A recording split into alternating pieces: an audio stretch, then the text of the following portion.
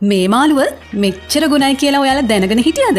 මේකත් අපේ මුතුන් මිත්තන්ට දීර්ඝායුෂ ගෙන දුන් හෙළ රහස් කෑමක්. මේකට ඕන හොඳින් පිරිසුදු කරගත් උළුහාල් ග්‍රෑම් 250ක්. ඒ වගේම රාම්පේ කරපිංචා, පොල් තෙල්, තක්කාලි ගෙඩි දෙකක්, ඒ වගේම රතු ලූණු, කුරුඳු, සුදු ලූණු, අමු මිරිස්, සියඹලා, ගම් මිරිස්, ලුණු, මිරිස් කුඩු 3-5 කහ, ඒ වගේම වේලිච්ච මිරිස් කරල් කිහිපයකුත් ඕන වෙනවා. ඉස්සලාම සියඹලයකට උණු වතුර ටිකක් දාලා පෙඟෙන්න තියන්න ඕනේ.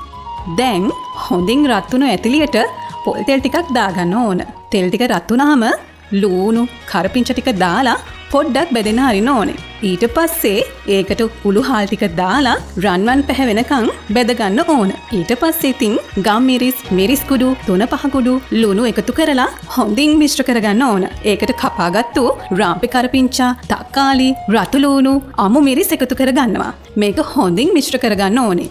ඒකට වතුර කෝප්පයක් විතර දාලා ටික වෙලාවකින් අපි අර කලින් පෙඟෙන්න තියපු සියඹලා ඉස්ම ටික තිබුණේ ඒ ටික දාගන්න ඕන. මේක සැරෙන් සැරේ හැඳි ගාලා ඉස්ම හිඳනකන් මෙන්න මේ විදියට හිඳව ගන්න ඕන. මෙන්න මේ ගානට එනකොට ලිපෙන් බා ගන්න ඕන. දැන් අපේ දිව්‍ය ඖෂධයක් වුණ උළුහාල් මාළුව හදලා ඉවරයි. අපේ channel එකේ මේ වගේ හෙළ රහස් කෑම ගොඩාක් තියෙනවා. අපේ channel එක subscribe කරලා follow කරලා තියාගන්නත් අමතක කරන්න එපා.